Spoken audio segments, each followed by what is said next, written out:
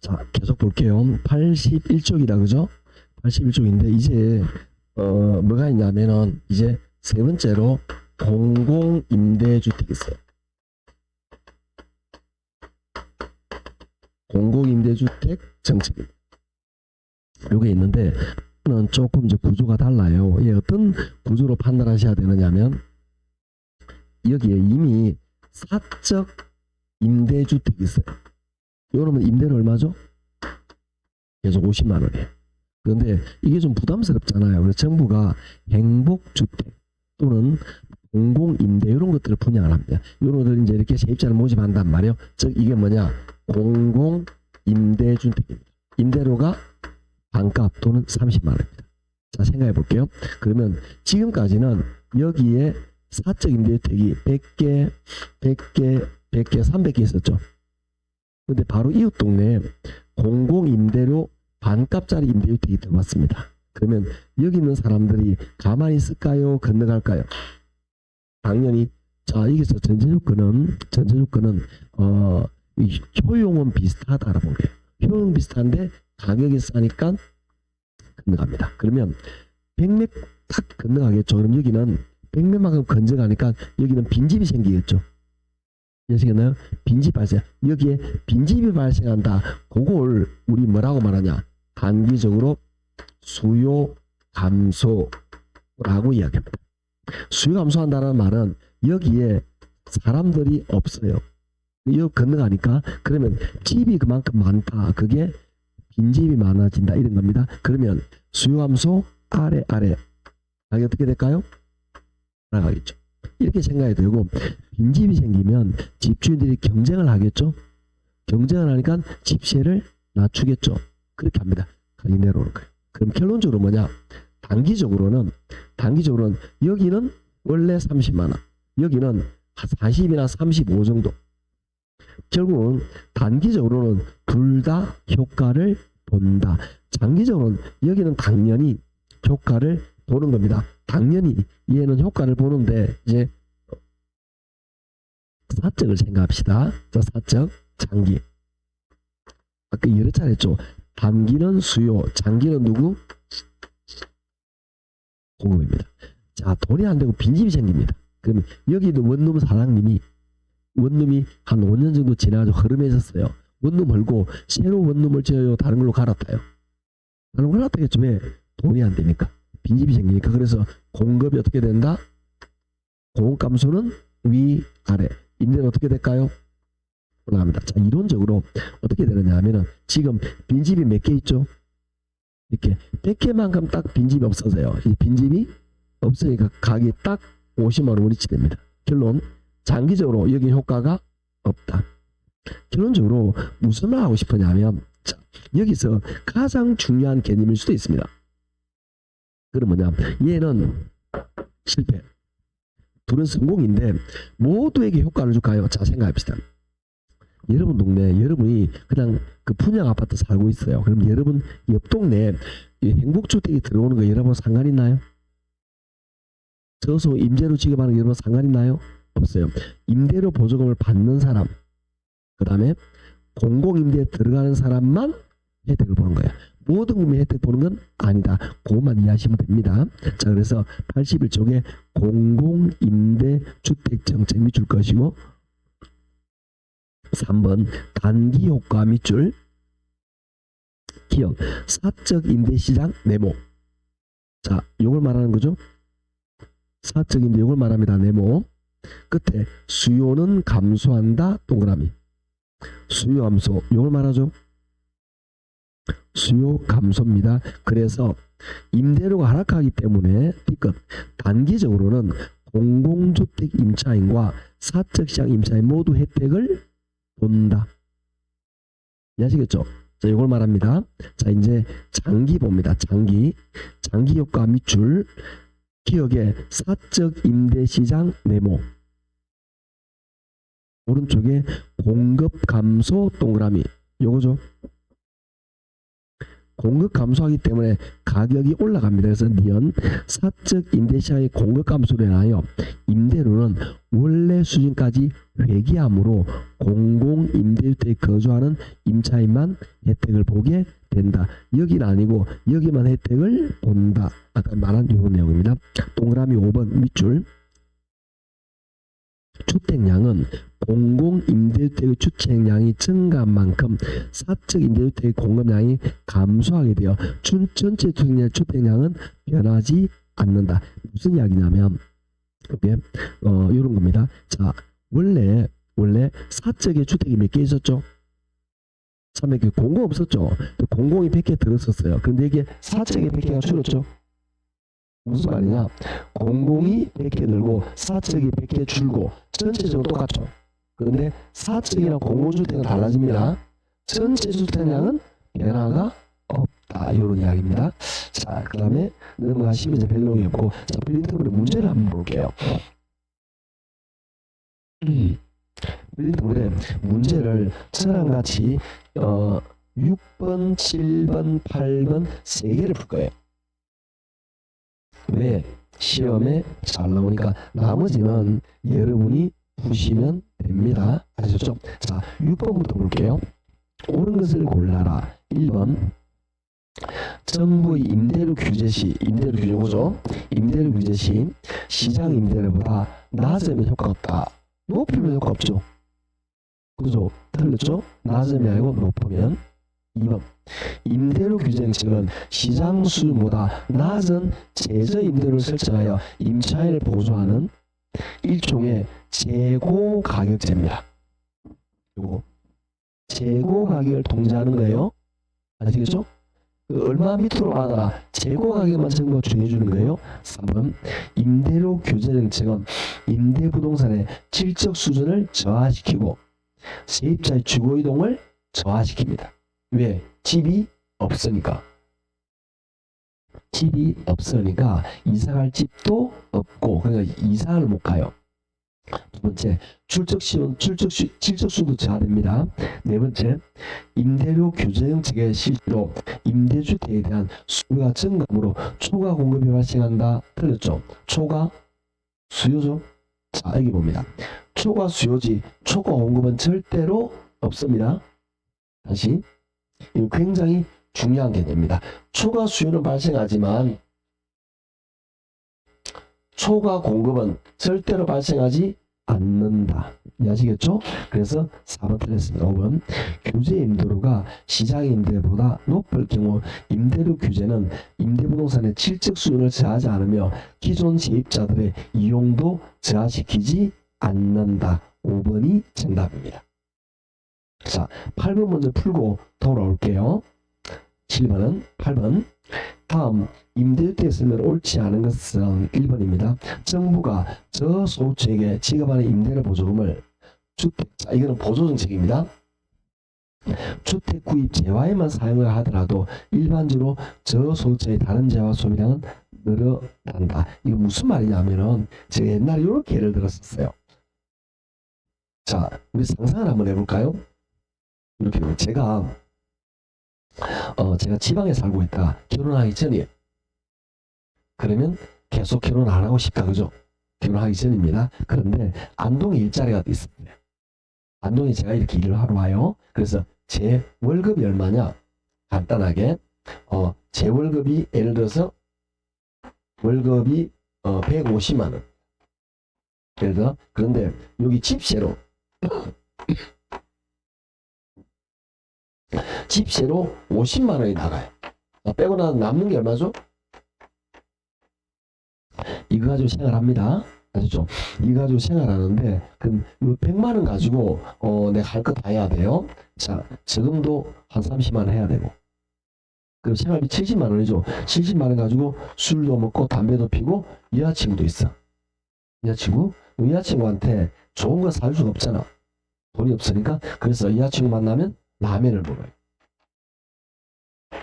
하나 해가지고 물을 부어가지고 둘이 나눠 먹어. 왜? 돈이 없으니까. 그런데 내가 정부로부터 보조를 받게 됩니다. 집세에 대해서 20만 원만큼 보조를 받아요. 그러면 이걸 정부는 집주인 통장에 바로 꼽아줍니다. 집주인 통장에. 내 손에 들어오진 않아요. 그렇더라도 집세가 내가 50만 원에서 얼마만 내면 되죠? 30만 원 내면 되니까 내가 남는 돈 얼마가 되죠?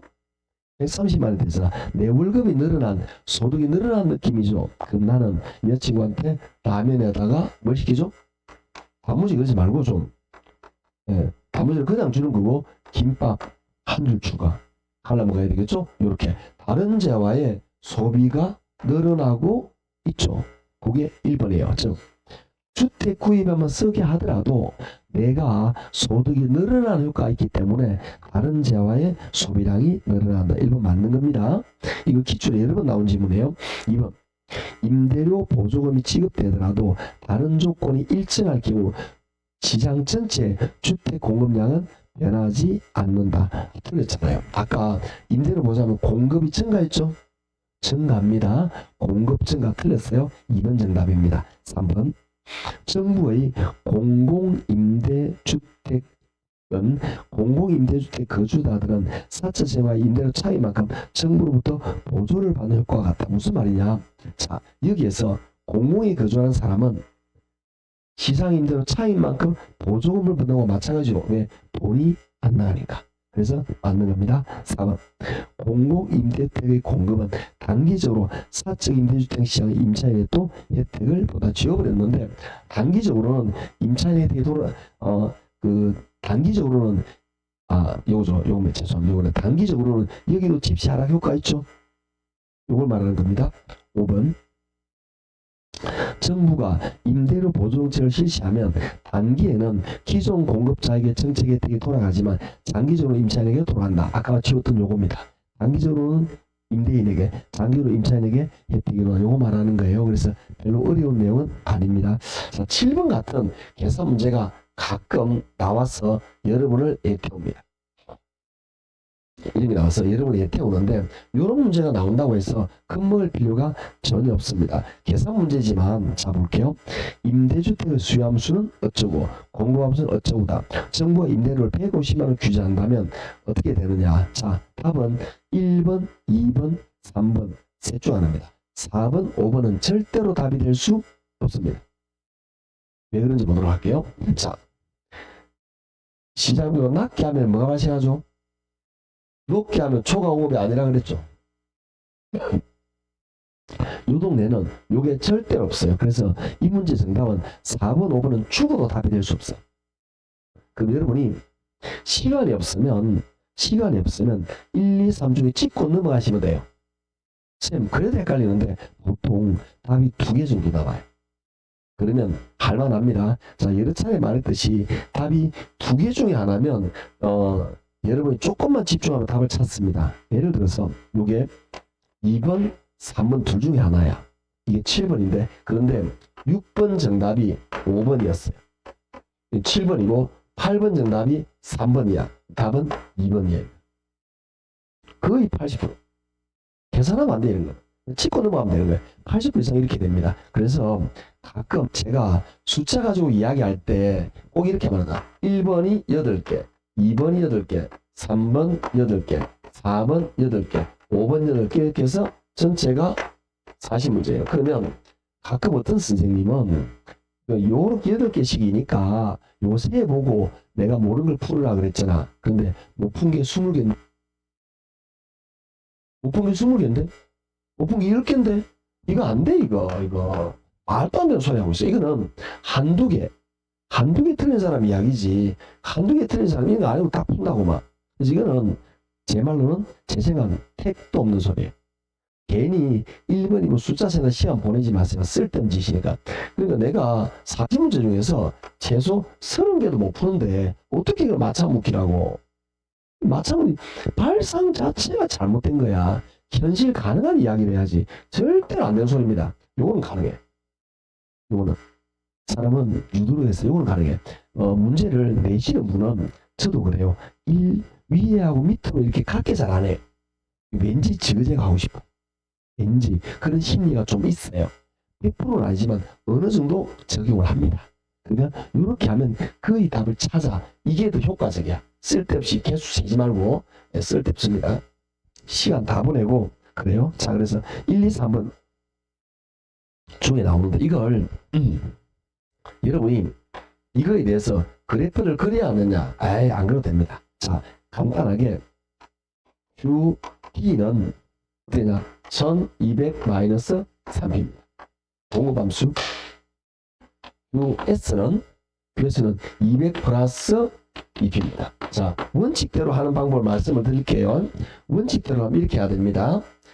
요걸 같다 하면 요 균형 가격이 나오겠죠. 그거 요거하고 세 번째 150만원 비교해요. 낮다 이렇게 해야 돼. 그런데 그렇게 하면 시간 다가. 그러지 마세요. 어떻게 하면 되느냐? 여기다가 자, 세 번째 줄에 가격을 얼마로 규제한다고? P 가격 대신에 150만원 대입하세요. 그냥 아무 생각 없이. 자, 계산합시다. 2하고 150 곱하면 얼마죠? 300이잖아. 계산이 꺼내지 말고 계산을 꺼내보래요. 2 곱하기 150을 계산을 꺼내보래요. 그냥 하는 거죠. 300에다 200 하면 얼마죠? 500이잖아요. 500이 뭐냐? S 공급량이에요. 공급량? 그 다음에 요거는 3하고 150 곱하면 얼마죠? 450. 요거는 계산해야 됩니다. 1200에서 450 뺍니다. 얼마죠? 750이죠. 요게 뭐죠? 수요량. 볼게요. 수요가 커요? 공급이 커요? 그래서 이 문제는 수요가 크기 때문에 초과 수요입니다. 빼면 얼마? 요게 답입니다. 몇 번? 3번. 끝. 자, 주의할 거 한 가지. 주의할 거 한 가지. 여러분이 시험을 치러 갔더니 이렇게 나올 수가 있어요. 공급량이 예를 들어 1000, 수요량이 750 이렇게 나올 수가 있죠. 그러면 수요가 커요? 공급이 커요? 이때는 초과 공급하면 안 돼. 요거는 뭘 말하느냐? 요걸 말하는 거야. 그러면 공급이 클 때는 초과 공급하는 게 아니고 뭐하죠? 아무 일이 없다. 이게 다. 무슨 이야기냐? 이게 초과 수요가 있지 초과 공급은 없어요. 초과 공급이라는 뜻은 높게 유지한다는 뜻이야. 이해하셨나요? 그 흐름을 알면 쉽다 이 말이에요. 그러니까 그냥 원칙대로 계산하는 게 아니고 시간 다 가니까 그렇게 하면 시간 많이 걸려서 안 돼요. 그냥 바로 대입을 하는 거라. 그렇게 풀어야 돼요. 기출문제 이런 문제가 많이 나오는데 안 풀 거예요 제가. 아주 바로 대입을 해. 바로 대입을 해서 그냥 계산하는 거예요. 이렇게 지금 잘하는 것 같이 이렇게 계산한 다음에 수요가 크면 초과 수요 얼마 끝. 공급이 크면 초공급 하지 말고 아무 일 없으면 끝. 답이에요 이게. 그렇게 하면 됩니다. 이렇게 해서 브린트물 다 풀었고요. 자, 이제 우리 뭘 볼 거냐면 지금 이제 분양주택 정책을 볼 거예요. 뭘 말하느냐? 요겁니다. 분양주택 정책 얘를 말하는 거예요.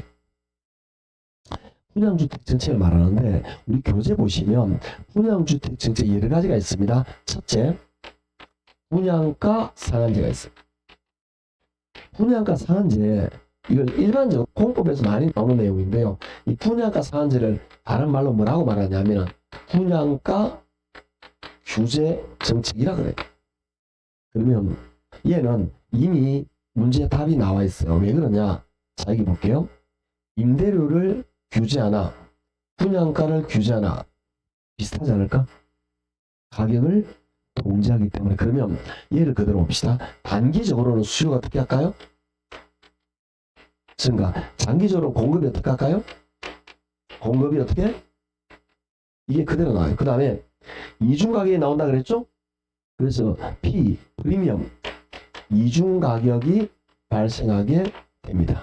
구조가 똑같아요. 근데 살짝 생각을 해볼게요. 어떤 개념이냐. 자, 지금 수도권 말고는 분양가 상한제 없습니다. 자, 예를 들어서 우리가 여기가 평택이라고 볼게요. 평택에 집 없는 사람이 10만 명이야. 집 없는 사람이. 집 없는 사람이 10만 명인데 이쪽으로 그래도 사람이 계속 몰려들고 있어요. 이렇게. 그러다 보니까 집을 짓는데 집을 짓는 게 들이다 보니까 이 동네 분양가가 평당 4천만 원. 예를 들어서 너무 과하게 했습니다. 일부러. 평당 4천만 원. 자, 그럼 볼게요. 30평이면 집값 얼마죠? 12억이야. 이거 노동자가 살 수 있는 수준은 아니란 말이에요. 그래서 정부가 이 분양가를 규제합니다. 상한을 정합니다. 재고 가격을 정한다 이 말이죠. 그래서 얼마냐면은 이걸 평당 2,500만 원 밑으로 분양해라 라고 정부가 가격을 통제합니다. 똑같죠? 가격을 통제합니다. 그러면 자, 이 정책을 실시하는 이유는 뭐죠? 이런 집 없는 10만 명의 사람들이 집을 저렴하게 구입해라 이런 이야기죠. 이해하시겠죠? 자, 그런데 어떤 현상이 생기느냐? 제가 여기서 간단하게 말을 안 했는데 정부는 언제나 부동산에서 다양한 정책을 냅니다. 그 정책은 대부분 어떤 구조냐면은 재산을 많이 가진 사람 억제를 하고, 그죠? 그 다음에 집을 쉽게 구입할 수 있게 만드는 정책을 씁니다. 그렇지만 집을 많이 가진 재산이 많은 사람은 정부 정책에 따라가지 않아요. 정부에는 정책이 있고 나에게는 대책이 있습니다. 정부는 다양하게 정부 정책을 벗어나기 위해 나는 나의 이득을 높이고 싶은 거야. 누구나 그래요. 그러니까 정책을 피해가고 노력을 합니다. 누구나. 그래서 이 정책을 피하기 위해서 다양한 노력을 하게 돼요. 그래서 어떻게 하게 되느냐? 여기서 예를 들어서 2,500이면은 여기서 5만 떼만 사람들이 몰려듭니다. 즉 수요가 증가하는데 요 사람들 수요가 아닌 투기 수요가 증가하게 되는 겁니다. 편법으로 예를 들어서 특별 분양이 있어. 예를 들어서 특별 분양인데 어떤 느낌이냐 하면은 예를 들어 임신한 신혼부부는 이 주택 이걸 쉽게 집을 분양을 받게 만들어 주는 거야. 그러면 서류를 조작합니다. 임신한 걸로. 왜? 처벌이 좀 약해. 그래서 안 걸리면 땡큐잖아. 자, 시세 차익 얼마죠? 1,500이죠. 1,500 30평이면 4억 5천이야. 근데 완공되면 집값이 더 올라. 최소 5, 6억이야. 로또. 누가 안 하겠냐고. 목숨 얼마나 합니다. 이 정도면. 아시죠? 투자 실패하고 매듭 가지고 자살하는 사람 많아요. 그리고 제가 저번에 한번 이야기했듯이 충격적이었는 이야기를 한번 한 적도 있었는데 그런 경우도 강남에 사는데 강남 버스라고 죽는 줄 아는 사람 많아요. 의외로 그런 사람들 입장에서 충격이 얕은 이런 차이를 노리고 투기 수요가 몰려들어요. 자, 그러면 이건 수요 입장에서 여러분이 건설의 사장님입니다. 집을 지금 지어요, 나중에 지어요? 나중에 짓겠죠. 왜? 건축하면 돈을 못 벌잖아. 그래서 신규 공급이 줄어듭니다. 다행히 한 5,000개 정도 분양하면 5,000개 주택에 들어가는 사람은 혜택을 보겠죠. 그렇지만 다수의 집 없는 사람은 자 볼게요. 투기 수요 때문에 집값은 올라갔습니다. 집은 건축을 안 합니다. 그런데 어차피 살아야 되겠고, 그런데 신규는 없고, 그러면 기존에 있는 기존 주택이 올라갈까요, 내려갈까요? 올라갑니다. 집값이. 그러면 이 사람들은 새집도 없고 이런 주택도 집값이 올라가고 그래서 집 구하기가 더 어려워집니다. 결론 집에가 왜? 공급 대책을 같이 만들어야 돼요. 알겠죠? 그래서 기존 주택이 상승한다. 이 부분 보도록 할게요. 자, 교재 분양가 상한제 동그라미 2번 밑줄 교재 임시 가격이 시장 가격보다 높으면 아무 효과가 없다. 단기 효과 기업 끝에 투기적 수요가 증가한다. 밑줄 4번 장기 효과 밑줄 기억입니다. 신규 주택 공급이 감소하고 질적 수준이 저하한다. 이거 말하는 거죠. 두 번째 니은 끝에 전매 차익이 발생한다. 우리가 말하는 P, 프리미엄을 말합니다. 그 다음에 D급. 암시장에서 프리미엄을 주고 주택을 구입해야 된다. 5번 끝에 공급이 위축되어 중고주택 가격이 상승한다. 그래서 이 정책을 잘못 쓰게 되면 굉장히 집값 저소득의 집을 만들어주려고 노력했지만 주택 건축이 안 되면서 공급자들이 집을 건축을 안 하면서 문제가 생길 수도 있다. 이런 이야기입니다. 자, 그 다음에 어디를 보실 거냐면 그런 경우에 우리 이제 분양가 자유라는 간단한 밑줄만 넘어갑니다. 분양가 자유라는 우리나라의 대다수 지역이 대부분 지역이 분양가 자유랍니다. 분양가를 건설회사에서 알아서 건축 이렇게 분양가를 책정해라라고 하면 동그라미 2번 밑줄 중간에 분양 가격이 상승하여 공급이 증가합니다. 지금 자율하니까 건설회사에서는 이걸 공급을 증가시킵니다. 왜? 건축하면 마진이 나오니까. 근데 어떤 공급이 증가하느냐? 동그라미 3번입니다. 대형주택 위주의 공급이 될 가능성이 있다. 밑줄. 대형 위주의 건축이 늘어나게 됩니다. 왜 그럴까요? 건설회사는 거기에 더 마진이 크니까. 아시겠죠? 자, 그렇게 해서 분야가 차이는 굉장히 간단합니다. 자, 이제 선분양과 후분양에 대한 이야기를 해보도록 할게요. 선분양 그리고 후분양의 개념입니다. 개념을 좀 정리하면 좀 쉬워요. 자, 선분양의 개념을 볼게요. 첫째, 여기에서 아파트 모델하우스를 보면서 계약자는 계약을 합니다. 아파트가 마음에 들면 그러면 계약금을 내고 중도금을 냅니다. 중도금을 이렇게 쭉 내요. 그러면 이건 누가 내느냐? 우리 말하는 주택 소비자가 내는 거죠. 중도금을 냅니다. 그러면 이 건설사는 중도금을 가지고 건축합니다. 그러면 건설사는 자금 부담이 덜하겠죠. 자기 돈을 건축 안 하잖아. 분양 중도금, 분양했으니까 계약금 중도금으로 건축하면 되잖아요. 자기 돈이 안 들어. 그러니까 건설회사는 자금 부담이 덜합니다. 그러면 공급이 증가할까요? 감소할까요? 증가합니다. 그렇기 때문에 건설사 입장에서는 일반적으로 공급이 증가하게 됩니다. 왜? 공급이 쉬워지니까. 아시겠죠? 그래서 이 정책은 누구를 위한 거냐? 이 선분양 제도는 결론부터 말하면 건설사를 위한 정책입니다. 우리의 돈으로 집을 짓습니다. 그러면 이렇게 되었을 때 그럼 소비자는 어떤 문제가 있느냐? 집이 완공이 됐습니다. 그러면 잔금 치고 집을 받으면 되는데 내가 처음에 본 모델하우스보다 완공지구의 질이 질적 수준이 떨어집니다. 두 개. 그러니까 이 질적 수준이 들어가는 소비자는 그럼 이거에 대해서 하자보수를 신청을 하겠죠. 얼마 전에 TV에 나온 적도 있는데요. 완공됐다고 했는데 위에서 물이 떨어진 거예요. 저희 아파트는 이제 지금 하자보수 끝났는데 일반적인 현상입니다. 화장실 그러니까 그 샤워하는데 벽면이 갈라져요. 타일이. 그거는 원인이 아주 간단합니다. 벽면과 타일이 떠요.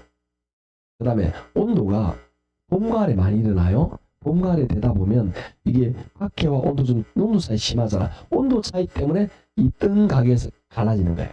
그러니까 공사를 조금만 더 신경 써서 하면 그게 없어요. 근데 그 타일이 갈라지는 거죠. 공간에 떠 있다 보니까 온도 차이 때문에 그런 사람이 많이 일어납니다.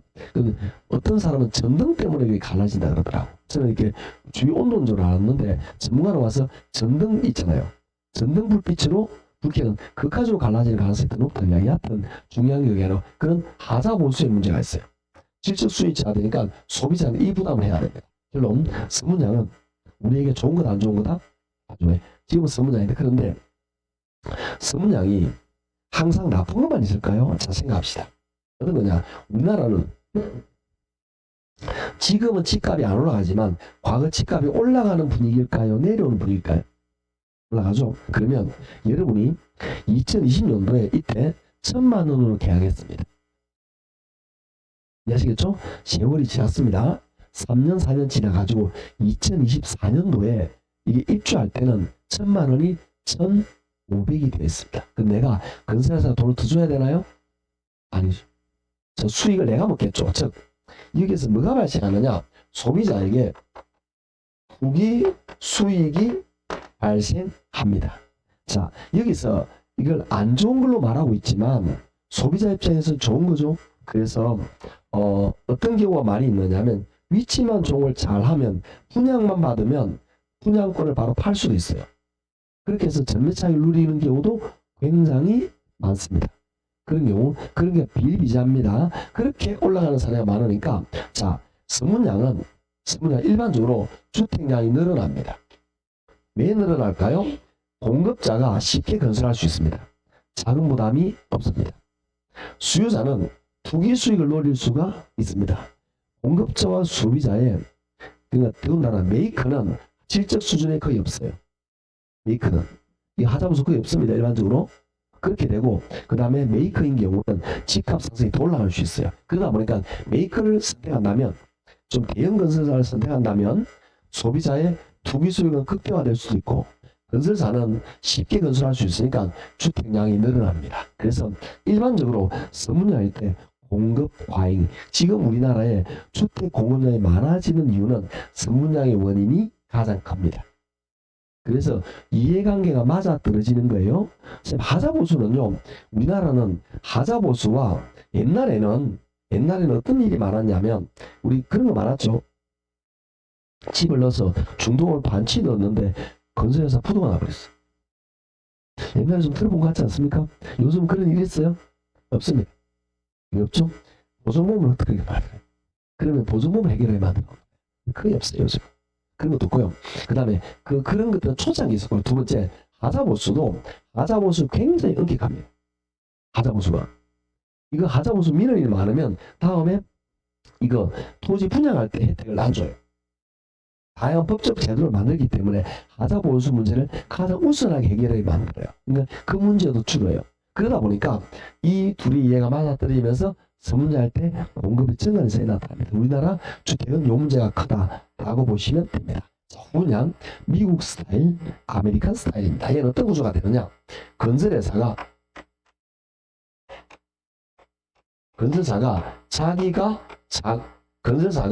자금을 동원해서 건축을 합니다. 이렇게. 그래서 이론적으로는 80% 정도 완공되었을 때 분양한다고 되어 있는데 그냥 편의상 100% 이렇게 완공되었을 때 이때 뭐라 하느냐? 계약을 합니다. 자, 그러면 이때 이거는 누구를 위한 정책이냐? 이론적으로는 이거는 소비자를 위한 정책입니다. 자, 소비자는 금전 부담을 했나요? 안 했나요? 안 했죠. 그리고 집이 완공된 집을 꼼꼼히 확인하면서 주택을 구입하면 되겠죠. 그럼 하자보수, 이 말은 질적 수준이 저하되는, 그러니까 주택의 질적 수준이 저하되는 이런 문제는 나타나지 않아요. 소비자를 위한 정책이다 라고 보시면 됩니다. 문제점이 있습니다. 어떤 문제점이 나타나게 되느냐 하면 단점인데요. 투기 수익도 사라져요. 왜? 시세대로 사니까. 그런데 단점은 어떤 문제가 되느냐? 가장 중요한 단점인데요. 이게 주택의 공급이 감소합니다.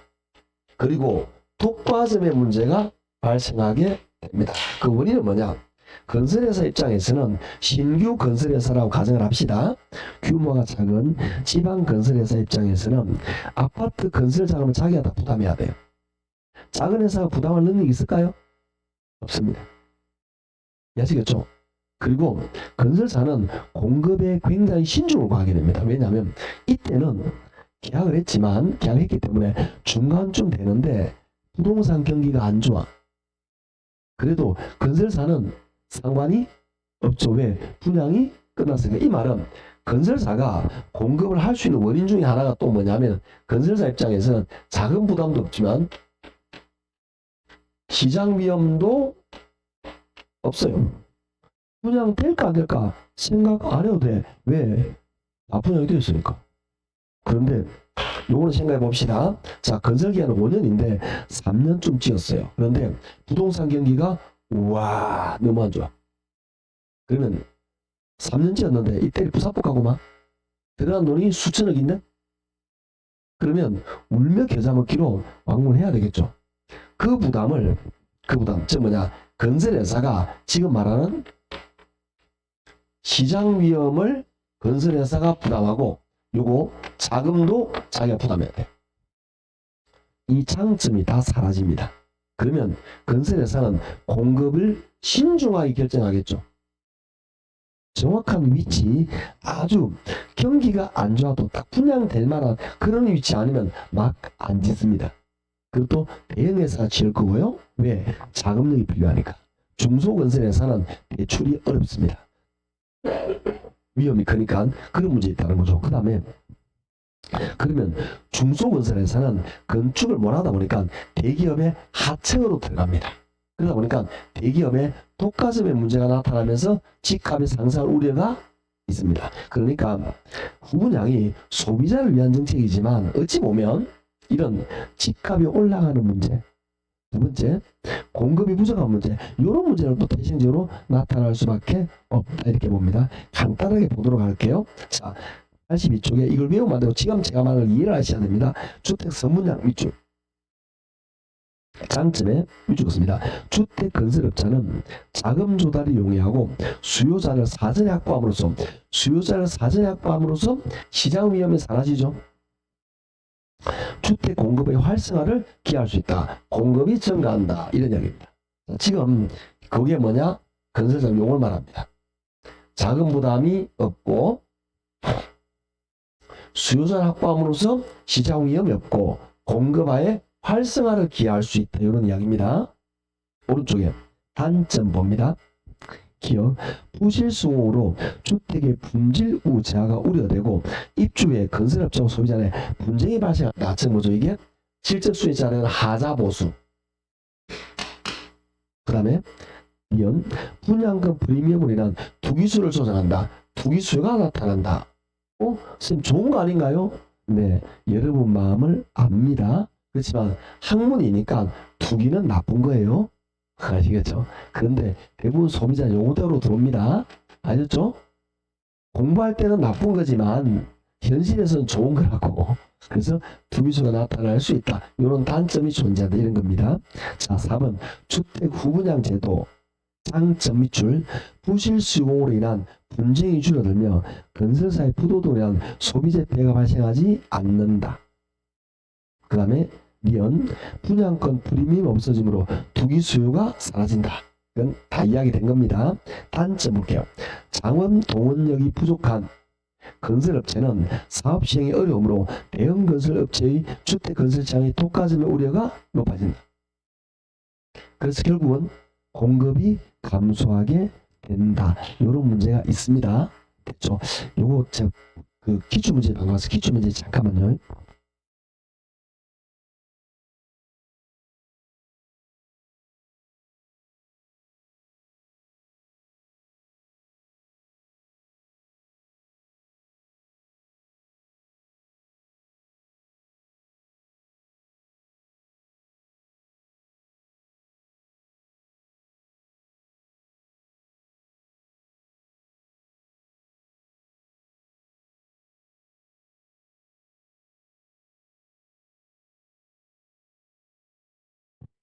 원래는 단어를 끝내려는데 이목 상태가 위험해가지고 그래서 오늘 여기까지 진행하고 기출문제 좀 보도록 합시다.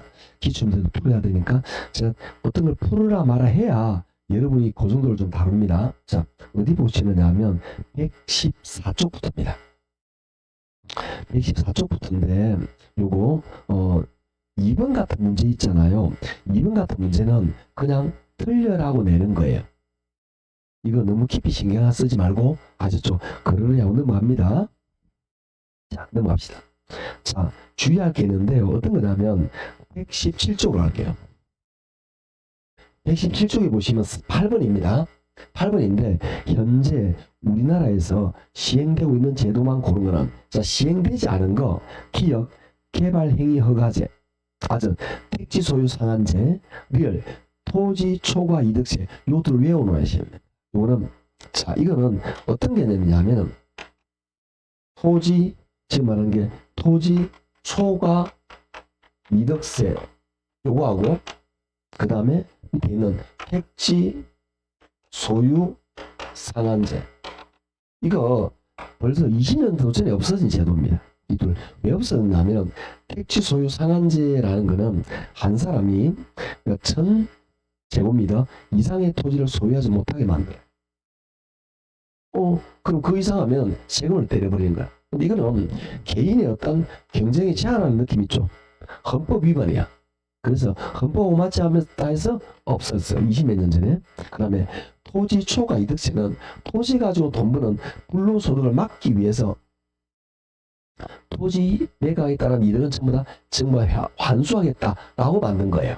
이것도 마찬가지 시행이 되고 있지 않습니다. 이 두 개를 사실은 예전에 할 때는 이걸 제가 외우지 마라 그랬어요. 왜냐하면 이런 것들이 중요한 질문이 아니에요. 그런데 이게 시험에 여러 차례 나왔어요. 이제 외워야 됩니다. 그러면 외워야 되는데 이게 나오게 된 계기가 뭐냐면 지금부터 한 3, 4년 정도 전에 정확한 기억은 잘 안 납니다. 3, 4년 정도 전에 지금 민주당에서 이 투기 정권에서 문재인 대통령 때 뭐냐면 투기를 억제하기 위해서 굉장히 다양한 정책을 냈죠. 그때 옛날에 없어진 요법들도 한번 그 사람들이 검토를 한 적이 있어요.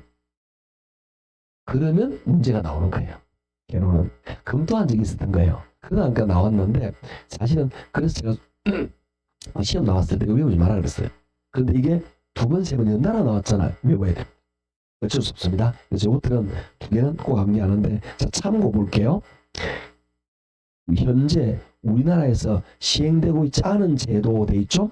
요거 5개 외워놓아야 됩니다. 개발권 양도제 이거는 아까 이야기했죠?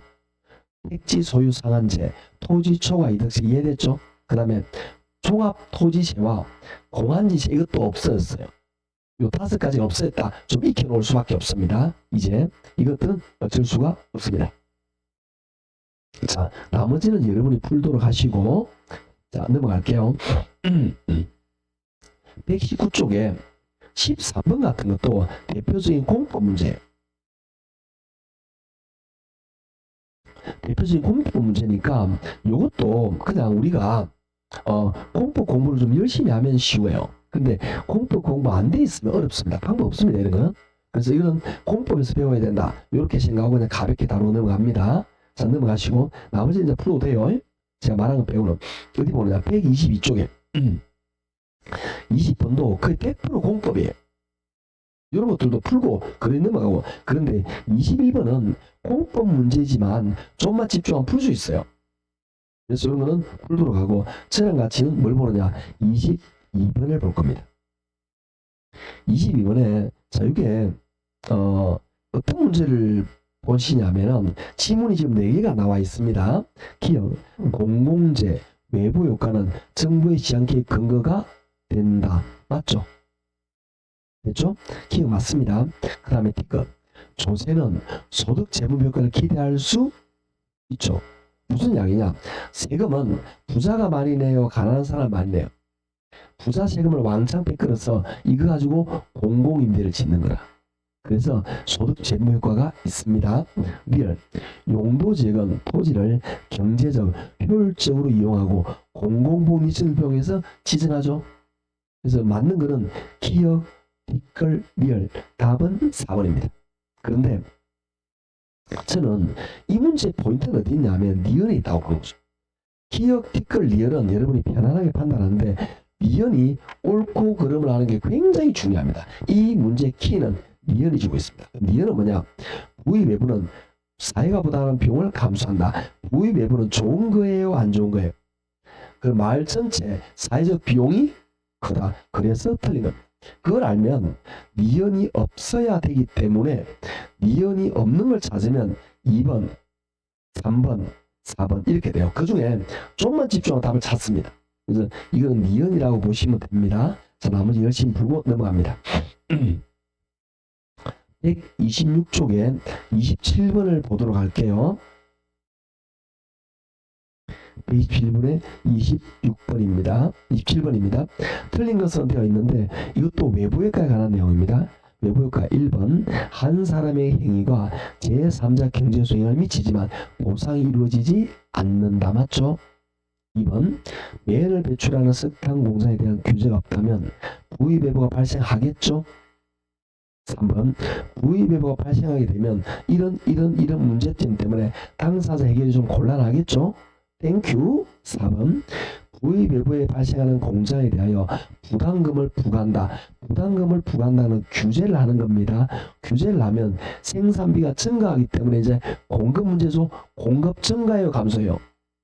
감소. 그래서 이 문제는 뭐냐? 결국은 4번, 5번에서 답이 나옵니다. 1번, 2번, 3번은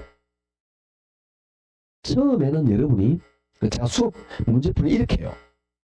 여러분 입장에서 여러분이 문제를 푼다면 어떤 문제에서 고민을 할까?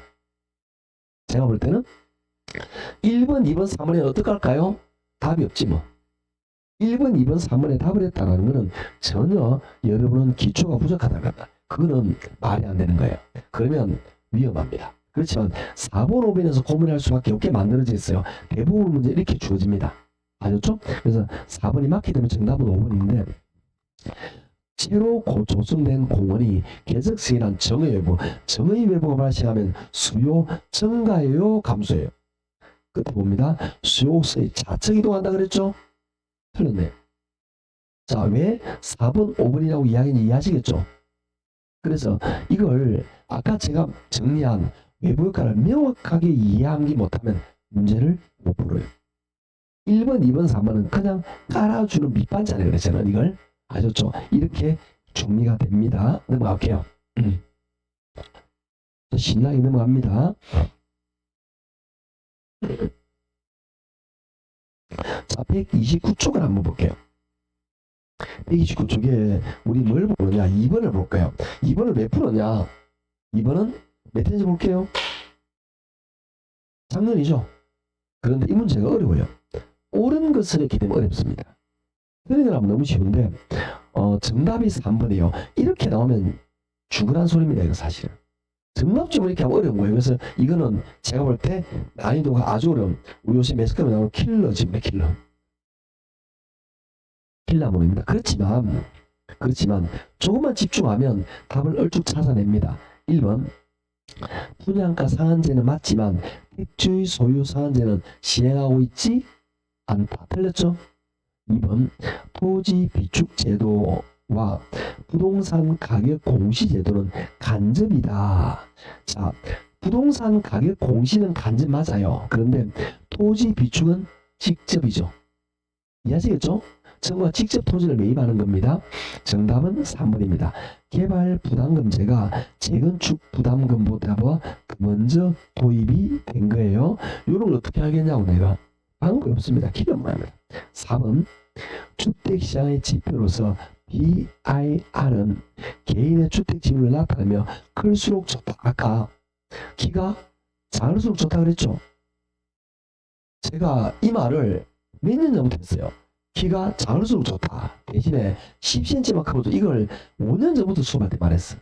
그러니까 저랑 같이 공부한 사람은 4번은 무조건 해결해야 돼요. 이걸 모르면 답이 없는 겁니다. 5번 부동산 거래 실명제의 근거 법률은 등기법이 아니고 부동산 실거래자 명의 등기에 관한 법률, 이런 법률의 책을 이걸 내가 어떻게 알겠냐고. 그죠? 그래서 이거는 어렵습니다. 이걸 풀었다면 대단하지만 이거는 몰라도 사실은 상관이 없는 문제입니다. 왜? 이거 말고 다른 것들이 다 쉽게 나오니까 그런 거예요. 자, 넘어갈게요. 저랑 같이 뭘 보느냐? 132쪽에 8번을 볼 겁니다. 주택시장에서 정부 정책에 관한 설명으로 옳은 것을 골라라 이렇게 나와 있죠. 자, 이거는 좀 섞여 있는 지문입니다. 왜 그러냐면 우리 조세정책 이런 거 있잖아요. 조세정책 공급자 수요자 중에서 비탄력이 조세 부담이 크다. 기억나나요? 오늘은 안 했지만 조세정책에서 많이 배우라 그럽니다. 따라합니다. 비탄력이 조세 부담이 크다. 다시 비탄력이 조세 부담이 크다. 다음 주 열심히 할 거예요. 그러니까 수요금 중에 비탄력적인 사람은 선택 여지가 없어. 그렇기 때문에 세금을 많이 부담하게 된다는 겁니다. 자, 1번 볼게요. 공급이 완전 비탄력이라. 완전. 그러면 완전 비탄을 전부 다 부담합니다. 공급이 완전 비탄이니까 공급자가 전부 부담하겠죠? 근데 오른쪽에 뭐라 되어 있죠? 수요자에게 귀착된다? 틀렸습니다. 전부 공급자가 부담합니다. 2번 정부가 규제하는 임대료 상한이 시장 임대보다 높다면 아무 일도 없다. 2번이 정답입니다. 3번 임대료를 규제하면 집이 부족하니까 이사갈 집이 부족해서 이사하기 어려워진다 그랬죠? 그래서 이동이 활발한다? 틀렸습니다. 주거 이동이 제한됩니다. 4번 저소득자에게 임대료를 보조할 경우 주택 소비량은 증가하지만 다른 재와 소비량은 감소한다. 아까 말했잖아. 김밥 이해하시겠죠? 여자친구한테 라면 말고 김밥 살 수 있다 그랬죠? 그래서 다른 재와 즉 김밥 소비도 늘어난다. 5번 임대주택 공급자에게 보조금을 지급하는 방식은 임차인에게 보조금을 지급하는 것보다 주거 이동의 자유가 보장 반대로 돼 있죠. 내 임대 보조해야 내가 들어갈 집을 선택하는 자유가 보장되는 거죠. 공급자에게 보조금을 지원하면 공급자가 지 마음에 맞는 대로 집을 만들잖아. 그죠? 그래서 이거는 틀린 겁니다. 반대로 돼 있는 거예요. 자, 조금 난이도 있었지만 좀 집중하면 그래도 할 만한 내용입니다. 이렇게 해서 신나게 여러분 문제 푸셔야 됩니다. 어디까지 푸셔야 되느냐? 어디까지 푸냐면 139쪽까지 풀 겁니다. 아시겠죠? 139쪽까지 푸는데 요거 하면서 우리 132쪽에도 6번 문제 있잖아요. 6번 문제. 자, 풀지 말고 이거 답은 뭐뭐 중에 하나죠? 답은 뭐뭐 중에 하나? 1번 아니면 2번 둘 중 하나예요. 이해하시겠죠? 이거 모르면 나도 이제 모릅니다. 6번은 1번, 2번 둘 중 하나예요. 왜? 초과수니까 이렇게 해서 여러분 쭉 풉니다. 자, 아까 제가 몇 페이지 가라 그랬죠? 139쪽까지. 139쪽까지 푸시고 오늘은 좀 상태가 안 좋아서 여기까지 하고 다음 주는 조세하고 투자로 넘어갈 겁니다. 아시죠? 그렇게 하고 다음 주 지나고 나서부터는 이 문제에 들어가도록 하겠습니다. 아시겠죠? 그렇게 하고 오늘은 여기까지 하고 다음 주에 뵙죠. 고생했습니다.